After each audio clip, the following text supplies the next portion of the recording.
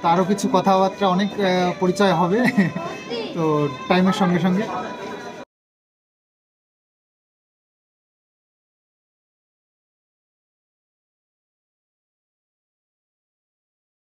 আমার এই ছোট্ট ঝুড়ি এতে রাম রাবণ আছে, দেখে যা নিজের চোখে হনুমান কেমন নাচে। এ সুযোগ পাবে না আর, বলো ভাই কি দাম দেবে, পুতুল নেবে গো পুতুল, পুতুল নেবে গো পুতুল। ওয়েলকাম টু টক ঝাল মিষ্টি উইথ ইপসিতা। আমি ইপসিতা, এখানে নো গালাগালি নো কিস্তি অনলি মস্তি। তো আজকের ভিডিওর শুরুতে ইন্ট্রোডাকশনে যে গানটা গাইলাম, কেন গাইলাম, অবশ্যই গানটা খুবই তাৎপর্যপূর্ণ। ভিডিওর মধ্যেই আস্তে আস্তে করে এটা অনেক বিষয় দিয়ে দেখবেন যে এই গানটা আমার কন্টেন্টের সাথে কিভাবে আমি রিলেট করলাম আপনাদের বুঝিয়ে দেবো। কিন্তু তার আগে বলি যে ভিডিওটা কী নিয়ে হচ্ছে। টিনের ভিডিও দেখলাম, টিনের লেটেস্ট ব্লগটা দেখলাম, সেটা দিয়েই সেটা নিয়েই এখন আমার এই ভিডিও। তো সবার আগে যেটা দেখবো সেটা কি টাইটেল থাম্বনেল। থাম্বনেল ছেড়ে দাও, টাইটেলে যা লিখেছে, প্রথম শব্দটা শুনেই আমার বুকে পুরো বাজ পড়ার মতো অবস্থা। হ্যাঁ, সেই কিডনিতে হার্ট অ্যাটাক হয় না, সেরকম ব্যাপার। হার্টে হার্ট অ্যাটাক তো কমন ব্যাপার, আমার কিডনিতে হার্ট অ্যাটাক চলে আসছিল। ওর ফার্স্টেই লিখেছে বাতকুল্লা যেতে হলো। ওরে বাবা, এই যে দেখুন আমরা বেশ মোটামুটি কমসে কম প্রায় 3 মাস হতে চললো শুনছি যে এই যে ছেলেকে টিন নিজের কাছে নিয়ে আসবে।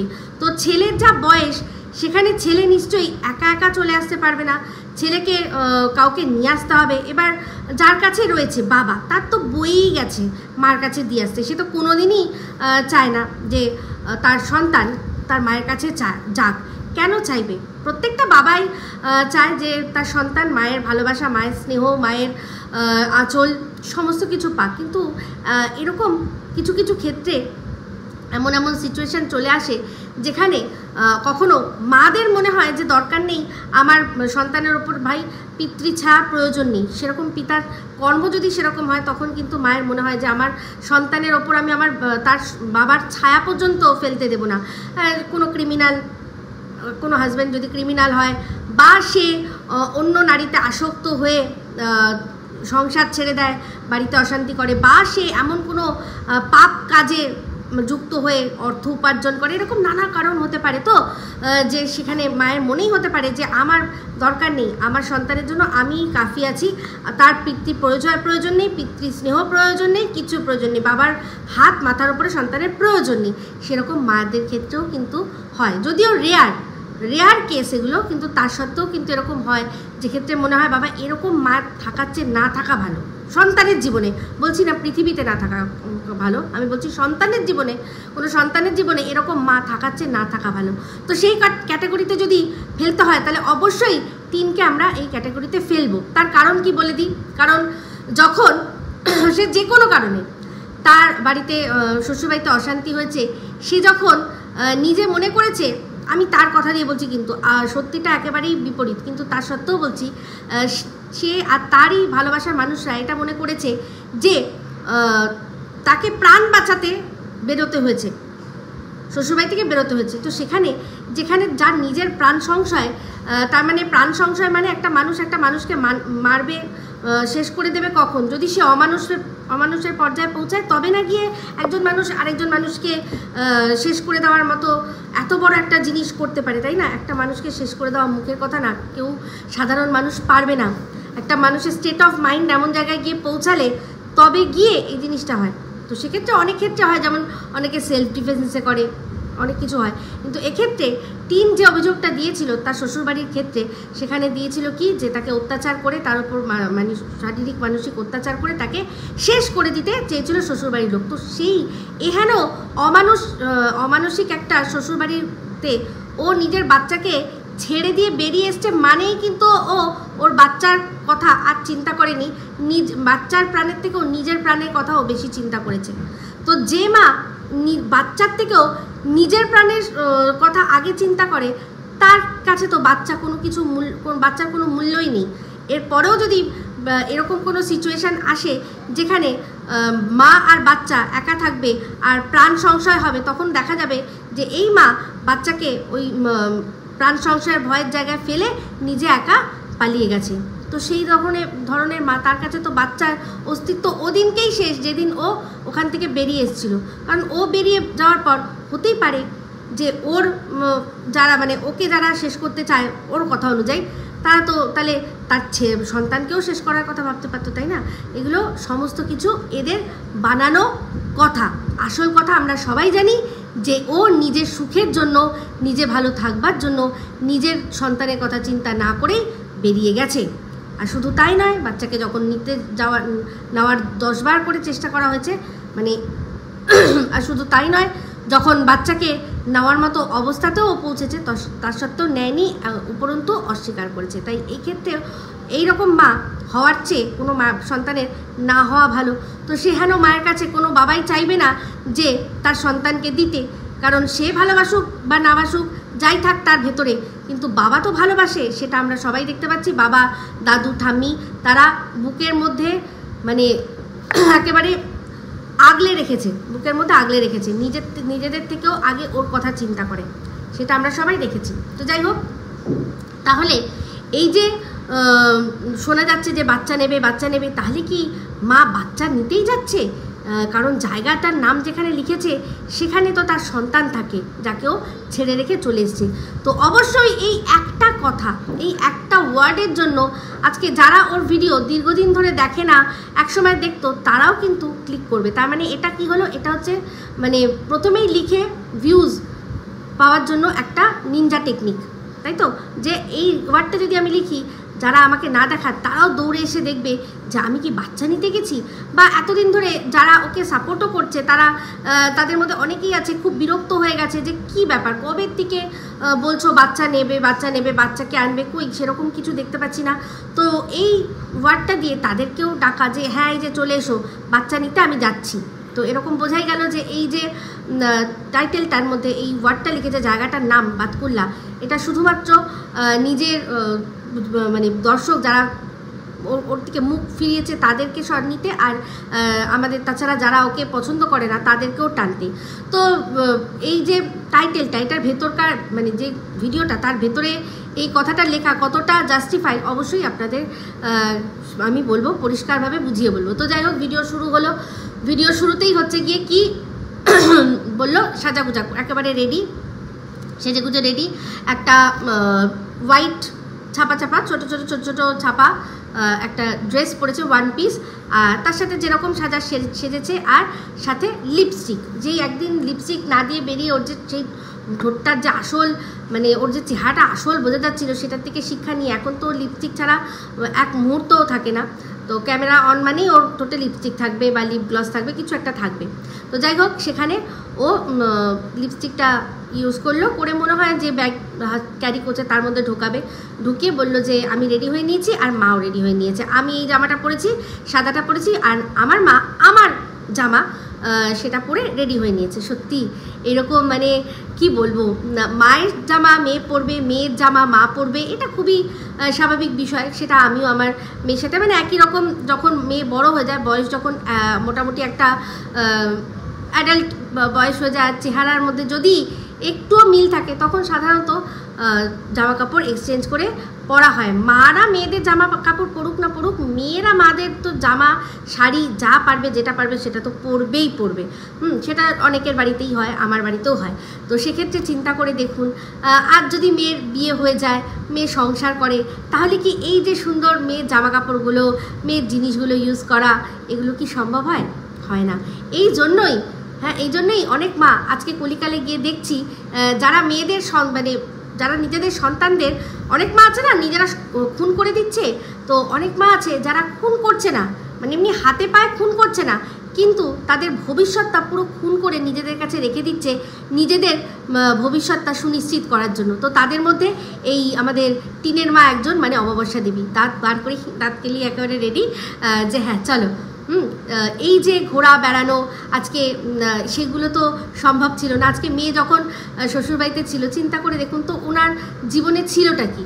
ওনার জীবনে ছিল কি, বাড়িতে দুবেলা দুটো রান্না করতে হতো, তখন ছেলেরও বিয়ে হয়নি যে বৌমা এসে যাবে, তো দুবেলা দুটো রান্না করতে হতো, রান্না করতো, দুটো খেত, মোবাইল নিয়ে একটু ঘাটাঘাটি করতো, বড়জন একটু টিভি দেখতো, নাইটি পরে আশেপাশে একটুখানি ঘুরতো, সবার সাথে একটু গসিপ করতো, আর মাঝে মাঝে সূর্য প্রণাম যদি আর কি সুযোগ পাওয়া যায় তবে। তো এইরকম তো ছিল লাইফ। সেখান থেকে আজকে ডেটে দাঁড়িয়ে লাইফটা চিন্তা করে দেখুন তো কোথার থেকে কোথায় চলে গেছে, তাই না? তো যাই হোক, সেজে গুজে তারা রেডি হয়ে যখন বাড়ির সামনে দেখলাম যে গাড়ি এসছে, একটা গাড়ি, বললো আমি একটা গাড়ি ভাড়া করেছি, একদম পরিষ্কার আজকে অকপট বলে দিল আমি একটা গাড়ি ভাড়া করেছি, যাব এখন আমরা, তোমরা তো বুঝেই গেছো কোথায় যাচ্ছি। তো গাড়িতে উঠলো, অবশ্যই সাথে মা আমি দুজনে পেছনে বসলো, আর যিনি ড্রাইভার উনি ড্রাইভ করছিলেন, উনি সামনেই অবশ্যই বসে ড্রাইভ করতে হবে। তো তিনি আবার বললেন যে রাস্তা ভুলে গেছি। তো তার সেটা নিয়ে কি হাসি, হ্যাঁ সেই যে কি একটা হাসা মানে হাসলো করে। তো যাই হোক, এগুলো অভিরুচির ব্যাপার থাকে, তো ওদের অভিরুচিতে সেগুলো হয়। যাদের কিনা টোটোওয়ালাও কার্নিক মেরে দিয়ে যায়, রাস্তায় যেতে যেতে টোটোওয়ালাও যাদের আওয়াজ দিয়ে যায়, যারা কিনা যেতে যেতে কন্ডাক্টরকে ও দাদা ও কাকা বলে আওয়াজ দেয়, তাদের তো ক্ষেত্রে এটা খুবই নগণ্য সামান্য বিষয়, ঠিক আছে? তো যার যেরকম স্ট্যান্ডার্ড, যেরকম মানে পয়সা হলেই যে মানুষের ক্লাস হয়ে যাবে, এটা মানে কি বলবো, সে তো আমরা রুমালিকে পর্যন্ত দেখে বুঝে পারি যে মানি কান্ট বাই ইউ ক্লাস। তো সেখানে এরা তো কোথায়, তাই না? তো যাই হোক, মানে রুমালির সমাজে এরা তো কীট পতঙ্গের থেকেও ছোট। তো সেখানে তাদের ক্ষেত্রে এই সব হাসাহাসি, চিপ থ্রিলস, এগুলো আমরা আশা করতেই পারি, তাই না? তো যাই হোক, ওটাই চিপ থ্রিলস ওদের, যে ড্রাইভার বাবুর সাথে একটুখানি ওরকম হি করব। তো দেখুন, আমি এটা বলছি না যে একজন ড্রাইভার মানুষ তার সাথে কথা বলা অন্যায়, না কখনোই না। আমিও এরকম, আমরা যখনই কোথাও যাই, কোনো উবার করে কোনো বা গাড়ি ভাড়া করে, অবশ্যই সেই ড্রাইভার যিনি থাকেন, ড্রাইভার সাহেব, তার সাথে কথা বলি, তার কথা জানতে চাই। কিন্তু এরকম হি বিষয়টা একটুখানি দৃষ্টিকটু লাগে, আর কিছুই না। সেক্ষেত্রে মা মেয়ে ওখানে দুজন মহিলা একজন অপরিচিত লোকের সাথে এরকম হি করছে, আমার পার্সোনালি খারাপ লেগেছে দেখে। তো যাই হোক, তারপর ওরা গাড়িতে উঠলো, গাড়িতে উঠে বেশ কিছুটা গিয়ে তারপর বুঝলাম যে একটু রদবদল হয়েছে। তো ওরা যখন গাড়িতে উঠছিল, মা মেয়ে দুজনে পিছনে বসছিল, আমি তখনই বুঝে গেছি যে সামনের সিটটা কোনো একজনের জন্য আগের থেকেই বরাদ্দ করে রাখা হয়েছে।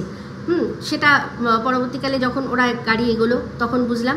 তো প্রথমে তেল ভরা হলো, স্বাভাবিক কথা, অনেকটা দূর যাবে, তো ফুয়েলটা ভরে নেওয়াই ভালো। তো সেখানে একটা পেট্রোল পাম্পে ওরা তেল ভরলো। সেখানে পেট্রোল পাম্পের মধ্যে কিছু সাইড সিন দেখালো, যেমন কিনা ফুল গাছ দেখালো, যে এরকম ফুল, যে ফুলটা ওখানে আছে সেই ফুলটা ও লাগিয়েছে। তো সেখান থেকে তারপর স্টার্ট হলো। যখন স্টার্ট হয়ে আরও একটুখানি এগোলো, তখন বুঝলাম যে সামনে আসন গ্রহণ করে নিয়েছে নাদার দেন আমাদের বক দাদা, বুড়ো ঝিঙের মতো, যার মুখটা মানে ঝিঙেগুলো একদম যখন বুড়ো হয়ে যায়, মানে শেষ ওই মানে ধুধুল হওয়ার পর্যায়ে আগে অবধি যখন যায়, দেখবেন ঝিঙের গায়ে একটা আলাদাই আস্তরণ পড়ে। তো ওই রকম পুরো ওই রকম মুখটা পুরো ওই রকম, পুরো ঝিঙের মতো এরকম লম্বাটে। তো সেই ঝিঙে দাদা বুঝতেই পারলাম সামনে এসেছে, আর তারই কোনো সহযোগী একজন সে এসে বসেছে কোথায়, পিছনে। তো প্রথম যখন দেখাচ্ছিল মানে টিনের মায়ের পাশে, তো সিটিং অ্যারেঞ্জমেন্টটা এরকম, একদম জানলার এধারে রাস্তার দিকে টিন বসেছে, তারপর মাঝখানে মা, আর তারপর পাশে একটি ছেলে। তো প্রথম যখন দেখা যাচ্ছিল না ছেলেটির মুখটি, তখন আমি ভাবলাম যে এটা ফোকলা নাকি, ফোকলাকে নিয়ে গেছে সাথে করে, ফোকলার কি এবার মানে ভাগ্যে শিখে ছিল আর কি, ফাইনালি ফোকলা ওদের সাথে একসাথে গাড়িতে যাচ্ছে সেটা দেখাতে পারছে। কারণ যখন শার্ট দেখিয়েছে তখন মুখটাও কিছু না কিছু তো একটু দেখাবে। তো তারপর যখন মানে একটু একটু করে রিভিল হচ্ছিল যে চুলটা দেখা যাচ্ছিল, তখন বুঝলাম যে না, ফোকলা তো এটা নয়। তবে যেই শার্টটা পরে গেছিলো সেই সেম শার্ট কালারের একটা ফোকলা দিয়েছে। লাস্ট না তার আগে একটা পোস্ট দিয়েছিল, যেখানে বলেছিল যে স্মৃতিগুলো যদি হত্যা করা যেত তাহলে শহরে আর কেউ আত্মহত্যা করতো না। ওই যে পোস্টটা দিয়েছিল, যে কালারের শার্টটা পরে, খানিকটা ওই রকম ধরনেরই কালারের একজন শার্ট পরে একটি অল্প বয়সী ছেলে টিনের মায়ের পাশে। তো তখনই বুঝলাম যে এই যে তিনজন, একজন মহিলা মানে দুজন মহিলা তার সাথে একজন এরকম গাদাগাদি করে পিছনে বসেছে। তো গাড়িটা ওরা নিয়েছিল এসপ্রেসো, গাড়িটার পিছনে দেখলাম যে সিটটা মানে খুবই ছোট, একেবারেই তিনজনের বসার পক্ষে নয়, এটা শুধুমাত্র চারজন, মানে পিছনে দুজন বসার পক্ষেই ওকে আছে, এখানে তিনজন কোনো মতে বসা যাবে না, পুরো রীতিমতো। তার উপর টিন তো বেশ জায়গা নেয়, টিনের মা মোটামুটি স্ট্যান্ডার্ড জায়গা নেয়, তার মধ্যে আবার একজন এসে বসেছে। তো দেখলাম মানে বেশ গাদাগাদি করে একে একে মানে প্রায় ঘাড়ের ওপর উঠে যাওয়ার মতো চাপাচাপি করে বসা। তো এরকম চাপাচাপি করে বসা হয়েছে, তার মানেই সামনে যাকে আমরা দেখতে পাচ্ছি না কিন্তু সে আছে বুঝতে পারলাম, ধরেই নিলাম, বুঝেই নিলাম। তো যাই হোক, সেখান থেকে তারপর গাড়ি এগিয়ে চললো, তারপর দাঁড়ালো কোথায় না একটা রেস্টুরেন্ট মতো, তো সেই মতো না রেস্টুরেন্টেই দাঁড়ালো। তো এটা হচ্ছে গিয়ে ওই রাস্তাটাই যেটা আর কি, যে রাস্তা দিয়ে সন্দীপরাও সবসময় যাতায়াত করে, মানে ওই ওদের হাসনাবাদ থেকে যে রাস্তাটা কৃষ্ণনগর, রানাঘাট, বাতকুল্লা, সেই রাস্তার মধ্যেই একটা জায়গায় দাঁড়ালো, সরাইখানা। সেখানে গিয়ে বললো যে একটুখানি আমরা সেবা করে নিই, কারণ সকালে ব্রেকফাস্ট করে বেরোয়নি, বুঝতেই পারছি। তো এখানেই আশেপাশে মনে হয় ওই কর্মকার হোটেলটাও রয়েছে, যেটা কিনা সন্দীপরা মাঝে মাঝেই দাঁড়ায়। আর তারপর হচ্ছে গিয়ে টিন, যখন সন্দীপ যখন টিনকে বিয়ে করে নিয়ে আসছিল প্রথম, ওই কর্মকার হোটেলেই দাঁড়িয়েছিল। তো সেই জন্য ওই জায়গাটা ওদের কাছে খুবই একটা স্মৃতির জায়গা, একটা স্মরণীয় জায়গা। তো টিন সেখানে গেল না, বলে দিল যে গেল না, তার কারণ হচ্ছে গিয়ে ওটা ওই ফুটে, মানে ওরা যেই ফুটে দিয়ে যাচ্ছে, যেই রাস্তা দিয়ে ওরা যাচ্ছে সেই রাস্তার মানে সেই ফুটে পড়বে না, অপোজিট ফুটে পড়বে, তাহলে ওদেরকে ইউটার্ন করে নিয়ে এসে খেতে হবে, আবার এগিয়ে গিয়ে ইউটার্ন করে নিয়ে আবার ওই লেনটা ধরতে হবে। তো এটা অনেকটাই হেক্টিক। আর আজকাল যে রাস্তাগুলো যে করে দিয়েছে সেখানে না ইউটার্নগুলো অনেক দূরে দূরে করে দিয়েছে। তো একটা ইউটার্ন ধরতেই মানুষের কমসে কম আজকাল দেখছি এক একটা জায়গা বিশেষে 1-1.5 কিলোমিটার এমনি যেতে হচ্ছে। তো এটা না মানে শুধুমাত্র ওই জায়গাটা তাই কর্মকার হোটেল বলে গিয়ে ওর দেখলো কোনো লাভ নেই, কারণ হচ্ছে গিয়ে বাতকুল্লা লিখেই আমার কাজ হয়ে যাবে। তো কর্মকার হোটেল আবার সেটা আলাদা করে দেখানোর কোনো দরকার নেই, যদি মনে হয় ফেরার পথে কর্মকার হোটেল তখন নয় দেখিয়ে দেওয়া যাবে, কারণ ফিরবার সময় তো তখন যে রাস্তা ওরা ধরবে সেই রাস্তায় কর্মকার হোটেলটা পাবে। তো কর্মকার হোটেল হচ্ছে গিয়ে যখন ওপাশ থেকে আসবে, মানে রানাঘাট, কৃষ্ণনগর ওদিক থেকে যখন কলকাতার দিকে আসবে তখন ওখানটা দাঁড়ালে সুবিধা, আর এদিক থেকে যাওয়ার পথে তখন এই যেটা দাঁড়িয়েছে সেখানে দাঁড়ানোর সুবিধা, এটা আমি বুঝলাম। তো যাই হোক, ওখানে খাওয়া দাওয়া করা হলো কি না চানা পনির আর রুটি। তো সেখানেও বুঝলাম, দেখলাম যে যে ড্রাইভার তাকে দেখানো যাচ্ছে, পাশে যিনি বসে গেলেন সেও দেখানো যায়, তাকেও দেখানো গেল। তো তার পরিচয়টা বলে দিই, সে হচ্ছে আমার যতদূর মনে হচ্ছে আমাদের এই বগদাদার সহযোগী, একেবারে হয়তো ডানাত বাহাত সে। তো দাদা যাবে, দাদার সাথে একটা কেউ লেজুর যাবে না, এটা হয়? এইসব দাদারা তো সবসময় লেজ নিয়েই ঘুরতে পছন্দ করে, তার উপর যাচ্ছে কোথায়, হ্যাঁ বলা যায় না, রাস্তাঘাটে কেউ চিনে ফিনে দিয়ে টিয়ে দিলে, উনি যা এখন ভাইরাল হয়ে গেছে, তার উপর ওনার যা এক একটা ডায়লগ আমরা শুনে নিচ্ছি।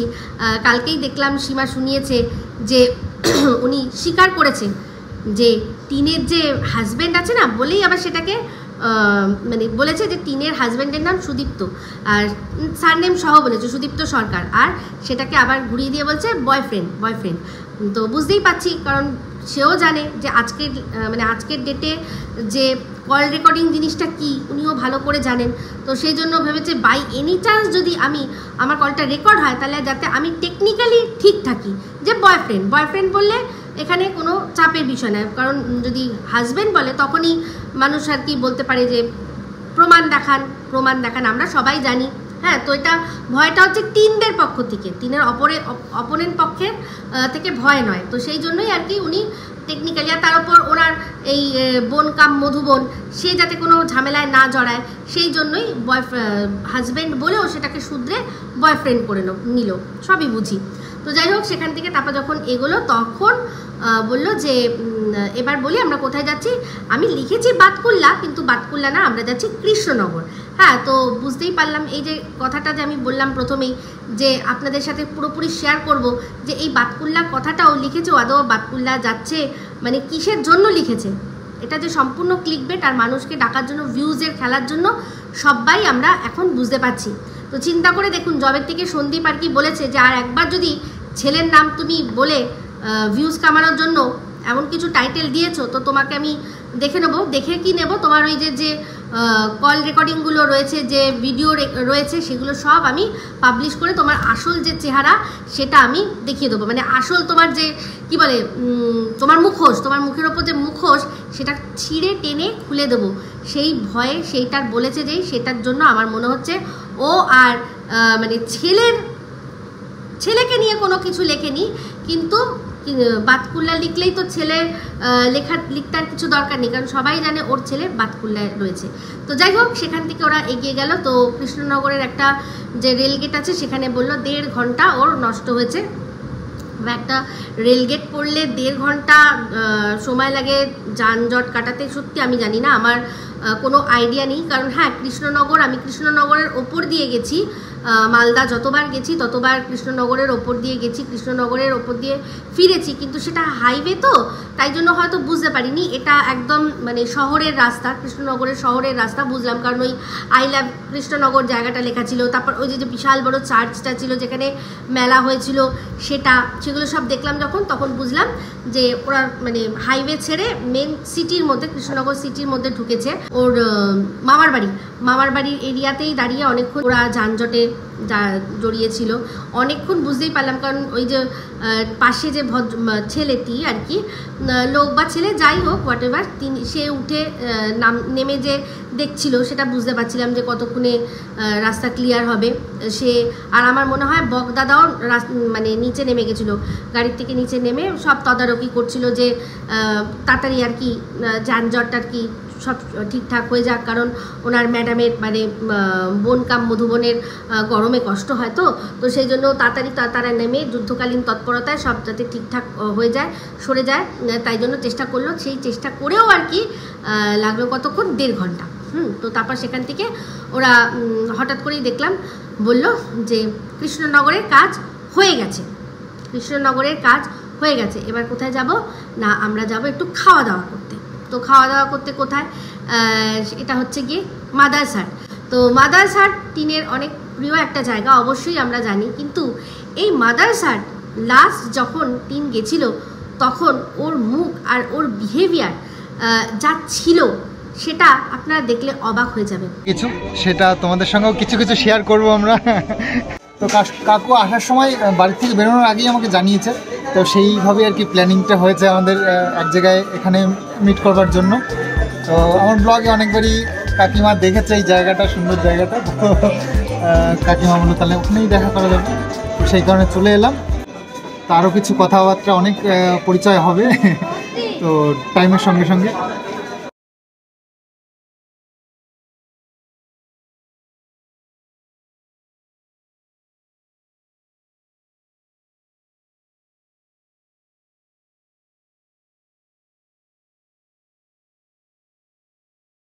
তো আমাদের খাবার এসে গেছে। আচ্ছা দিক না সবাইকে।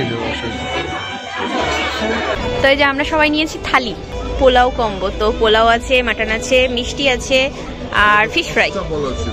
তো আমাদের সবার জন্যই থালি এসছে, তবে সন্দীপ আলাদা, সন্দীপ নেবে হলো বিরিয়ানি, ও যেটা পছন্দ করে। তো একটি পরিবার যারা আর কি ওদের খুব ভালোবাসে, ওদেরই সাবস্ক্রাইবারের পরিবার, তারা বিদেশে মনে হয় থাকে, তারা বাইরে থাকে, কোথায় বিদেশে আমি ঠিক জানি না, বাট বাইরে থাকে। তো সেখান থেকে তারা এসে সন্দীপদের সাথে দেখা করেছিল মাদারসাটে, ওদেরকে আর কি লাঞ্চ করাতে নিয়ে গেছিলো। তো সেখানে টিন সারাক্ষণ মুখটা গোমড়া ভাতের হাঁড়ির মতো করে রেখেছিল। তার কারণ আজকের ডেটে আমরা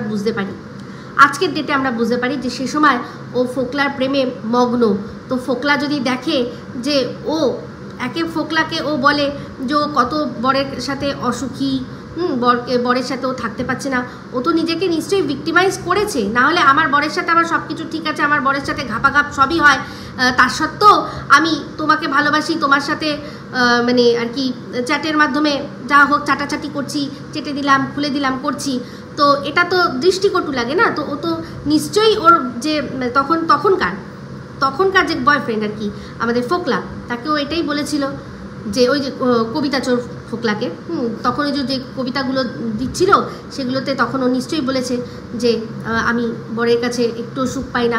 সেই জন্যই না আমরা ওইটা শুনেছিলাম কল রেকর্ডিংটা, পাগলি তোর সাথে খারাপ ব্যবহার করছি, তুই তো শুধু আমার কাছেই সুখ পাস, পাগলিটাকে তো সবাই দুঃখ দেয়, শুধু আমার কাছেই পাগলিটা সুখ পায়, সেই পাগলিটাকে আমিই দুঃখ দিয়ে ফেললাম। তাহলে বুঝতে পারছেন ও সবসময় দুঃখরা গাইতো, তো যে দুঃখরা গাইছে ওর কাছে, আর এদিকে ভিডিওর মধ্যে দেখবে যে আনন্দে খাচ্ছে, মাদ্রাসাতে খাওয়া দাওয়া করছে, বিষয়টা একটা কেমন হয়ে যাবে না?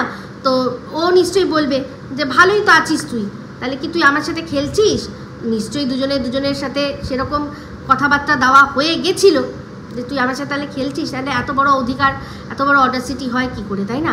তো সেই জন্যই ও মুখটা সারাক্ষণ গোমরা করে রেখে গোমরা করেই ওখানে খাওয়া দাওয়া করেছে, যে আমাকে যেতে হয়েছে, কিছু করার নেই, কিন্তু আমার মোটেই ভাল লাগছে না। আর সেগুলো দেখেই ফোকলার আরও মনে হয়েছে যে আমার পাগলিটাকে দিয়ে জোর করে পাগলিটাকে ধরে ওখানে গেলানো হচ্ছে, আমার পাগলিটা গিলতে চায় না, মাদ্রাসাতে খেতে একদম পছন্দ করে না আমার পাগলিটা, তাও আমার পাগলিকে এরকমভাবে খাওয়ানো হচ্ছে। পাগলির জন্য আমি যা করার করব, পাগলির জন্য আমি এই পুরো জাহাজ আমি ডুবিয়ে দেবো, তার সত্ত্বেও পাগলিকে আমি ভালোবাসা দেবো। তো এই রকম ধরনের একটা কাসমে বাদে হয়েছে, তো ওই জন্যই মুখটা ওরকম ভাতের হাঁড়ি করে রেখে দিয়েছে, যাতে আর কি ফোকলা এটা বোঝে যে ওকে এটা করতে হচ্ছে, জোর করে করতে হচ্ছে, ও করতে এটা চাইছে না, ঠিক আছে? ও মাদ্রাসাতে খেতে একদম পছন্দ করে না। তো যাই হোক, সে সময়ও ফোকলাকে ছেড়ে খেয়েছে, এই সময়ও কিন্তু ফোকলাকে নিল না, ফোকলাকে তো নিল না। তো যাই হোক, খাওয়া দাওয়া হলো, দেখলাম অনেক রকমের খাবার দাবার অর্ডার করা হয়েছে। টিনের পছন্দের হচ্ছে গিয়ে পিৎজা, তো পিৎজা আরেকজনও খেতে খুব ভালোবাসে, কে বলুন তো? আমাদের সোনা বাবাও পিৎজা খেতে খুব ভালোবাসে। তো বলেইছি যে চাই আর কি রেশারেশি করতে, ও তোর ছেলের সাথেও পারলে রেশারেশি করে, তোর ছেলে যেটা ভালোবাসে সেটাই আর কি বেশি করে ও ভিডিওর মধ্যে দেখাবে, ভিডিওর মধ্যে দেখিয়ে আর কি খাবে। তো যাই হোক, ওটা হয়েছে। তারপর পোলাও মাংস, তারপর হচ্ছে দু রকমের কাবাব, অনেক কিছু অর্ডার করা হয়েছে। তো যাই হোক, এখানে তো আর মাদ্রাসাতে আমি জানি মাদ্রাসাতে কিন্তু ওই চায়না টাউনের মতো ওইসব নেই। তো ওইসব তাই জন্য কী খেতে হলো? লস্যি। তো লস্যি খেতে হলো, বুঝতে পেরেছেন? তো লস্যি খাওয়া হলো, সমস্ত কিছু খাওয়া দাওয়ার পর আরও দই ফই সমস্ত খেয়ে তারপর ওরা ওখান থেকে রওনা দেওয়ার আগে বললো যে এবার যেতে হবে কোথায় না, রানাঘাট। তো বুঝতেই পাচ্ছেন রানাঘাট মানে কি, রানাঘাট মানে রানাঘাট কোর্টে। তো যেখানেই যাক, কৃষ্ণনগরে যেখানে গেছে আমাদের দেখায়নি, রানাঘাটেও যেখানে গেছে আমাদের দেখায়নি, একটা বড় অন্য একটা জায়গা দেখালো যেখানে একটা ভালো চায়ের টাপড়ি। তো সেই চায়ের টাপড়িতে চা খেয়ে তারপর আর কি ওরা স্টার্ট দেবে, একদম জায়গা মতো এসে পৌঁছাবে। তো সেই চায়ের টাপড়ির ওখানে বসলো। তো যাই হোক, তারপর আবারও বাড়ির দিকে রওনা যখন হলো, ফেরার পথে কোথায় দাঁড়ালো না, সোনা হোটেল। তো ওরা এত খাওয়া দাওয়া করেছে, এত জায়গায় গেছে, তো সেখানে বাড়িতে কিছু না নিয়ে গেলে হয়, বাড়ির লোকগুলো তো খাওয়া দাওয়া করবে, তাই না? তো অবশ্যই বুঝতেই পারছেন কোথায় গেছে। এবার বলে দিই কোথায় গেছে। এটা হচ্ছে 80K তার সেলিব্রেশন, 80K সেলিব্রেশনের জন্য গেছে, ঠিক আছে? তো এর আগে দেখেছেন চায়না টাউনে গিয়ে সেলিব্রেশন করা হয়েছে। তার সাথে কোথায় যাওয়া হয়েছিল না, হাইকোর্টে গিয়ে এমন একটা কিছু করে তার জন্য চায়না টাউনে গিয়ে ওকে সেলিব্রেট করতে হয়েছে, দাদাকে খাওয়া দাওয়া করাতে হয়েছে। এবার 80K হয়েছে, এবার সেলিব্রেশন না করলে নয়, করতে তো হয়। তো যাই হোক, সেই জন্যই আমার যতদূর মনে হচ্ছে এটা সম্পূর্ণ একটা আইওয়াশ। যেহেতু আজকে চিন্তা করে দেখুন 25 তারিখ গেছে, আমাদের কিন্তু 23 থেকে 26-এর মধ্যে স্যালারি ঢোকে। তো ওর হয়তো 24-25 তারিখের মধ্যেই স্যালারিটা ঢুকে গেছে। তো স্যালারি যখন ঢুকেছে তখন 80K এর সেলিব্রেশন না করলেই নয়, করতে তো হবে। তো তাকে নিয়েই করতে হবে আর কি, এমনভাবেই করতে হবে যাতে 80Kটা খুব শিগগিরই 1 লাখ হয়ে যায়। সেই জন্যই বাতকুল্লা, সেই জন্যই কৃষ্ণনগর, সেই জন্যই রানাঘাট। বুঝতে পারছেন আসল খেলটা? ইয়েস। তো যাই হোক, গানটা এই জন্যই গেয়েছিলাম। এই যে কৃষ্ণনগর গেছে, কৃষ্ণনগর কিসের জন্য বিখ্যাত? মাটির পুতুলের জন্য, অনেক কিছুর জন্যই, তার মধ্যে মাটির পুতুলের জন্য কিন্তু কৃষ্ণনগর বিখ্যাত।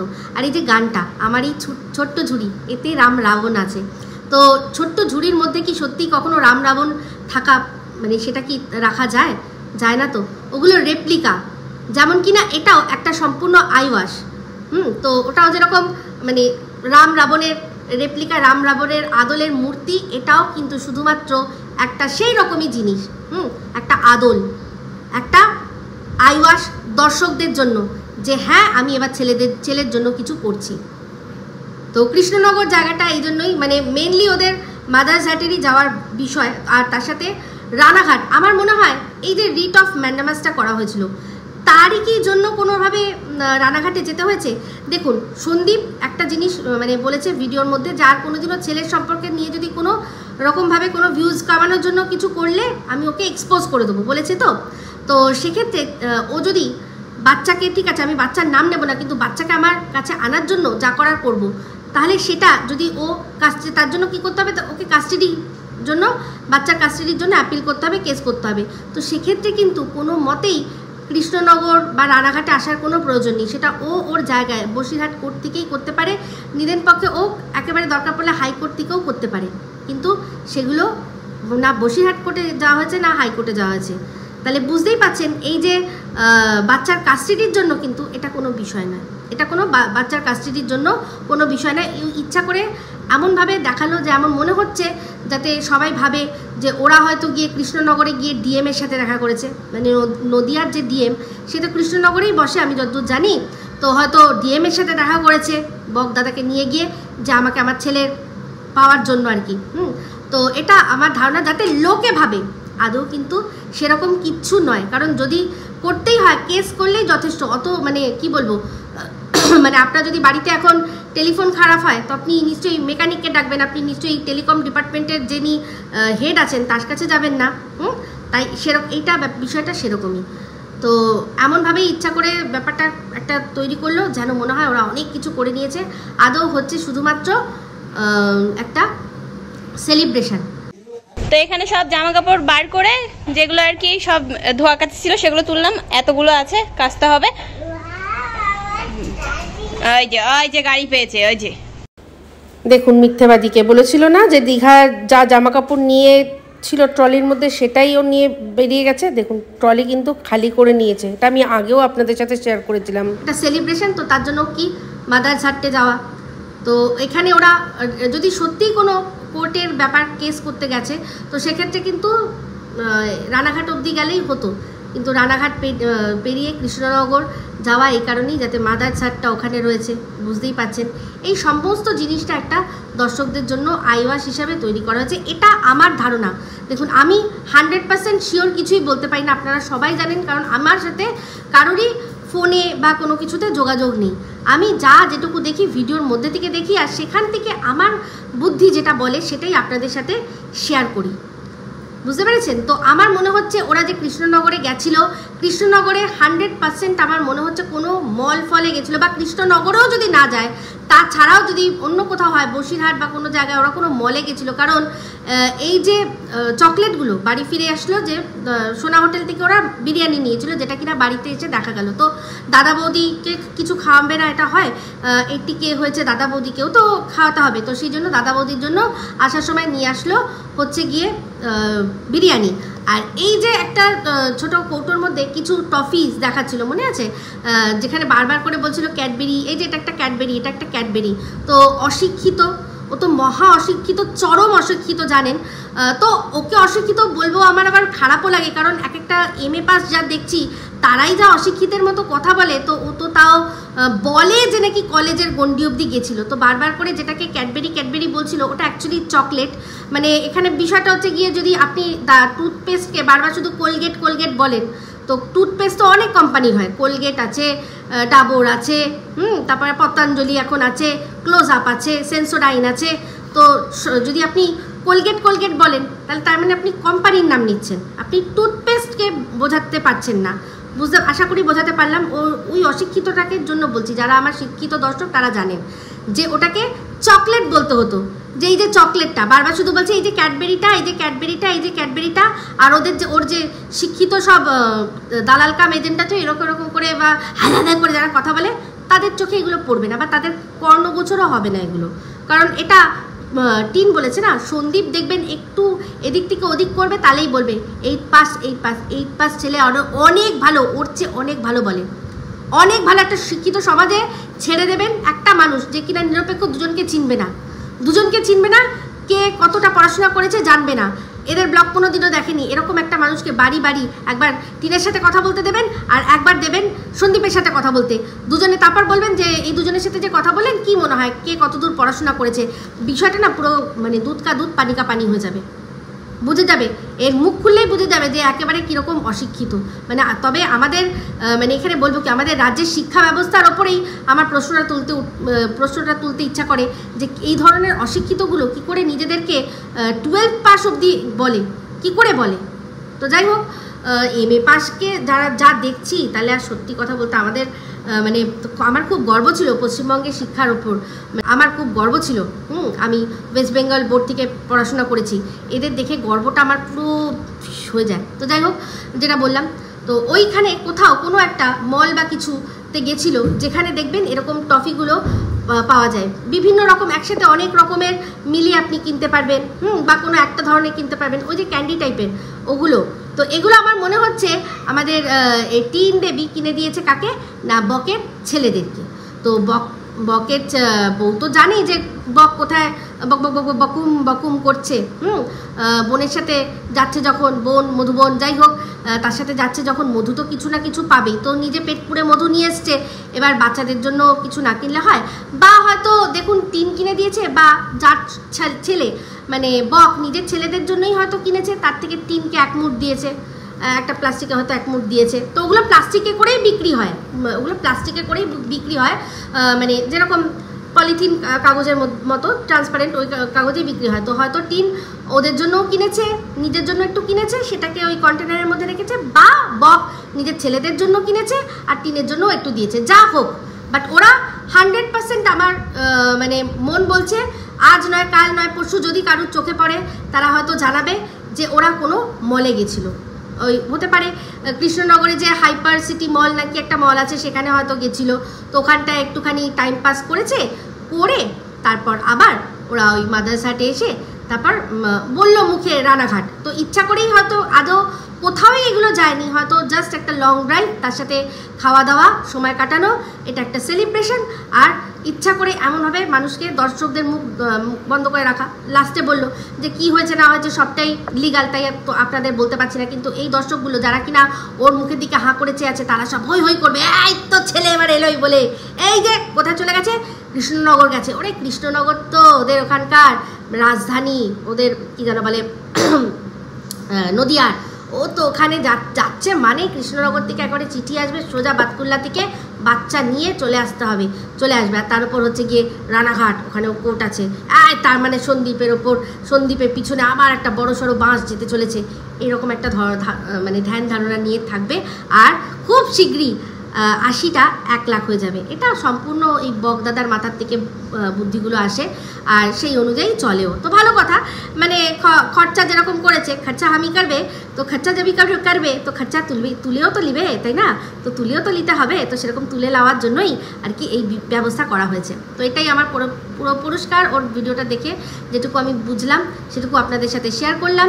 এবার আপনারাও আমাকে বলবেন যে আমার কথাগুলো কতটা আপনাদের গ্রহণযোগ্য মনে হলো।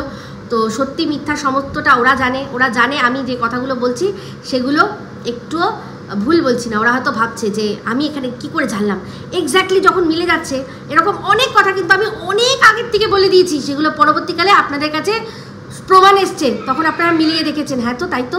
তাহলে ওরাও কিন্তু তখন ভেবেছে, প্রথম যখন শুনেছে আমার মুখে, ওরা এটা ভেবেছে যে আমি এগুলো কি করে জানলাম, কি করে জানতে পারে একটা মানুষ, তাই না? তো এগুলো সম্পূর্ণ বোঝা যায়, একটু মাথা খেলালেই, বুদ্ধি বার করলেই বোঝা যায়। আর এদেরকে এতদিন ধরে দেখেছি, তো এদের একটাই জিনিস জানি যে এরা সব কিছুই চালাকির দ্বারা করতে চায়, তো ওই চালাকির দ্বারা মহৎ কাজ করার চেষ্টা করছে। তো যাই হোক, সেই জন্য ওদের এই ফিতরাতটা এতদিন ধরে জেনে গেছি বলেই বুঝতে পারি যে ওরা কি করতে চলেছে। তো যাই হোক, দেখা যাক কি হয়। এই ভিডিওটা আমি অবধি রাখছি, যদি ভালো লাগে তাহলে অবশ্যই লাইক শেয়ার কমেন্ট করতে ভুলবেন না। যারা চ্যানেলটা সাবস্ক্রাইব করেননি তারা সাবস্ক্রাইব করে নেবেন। সবাই ভালো থাকবেন, সুস্থ থাকবেন। আমার খুব শীঘ্রই একটা নতুন ভিডিও নিয়ে। আমি Ipsita signing off. Love you all.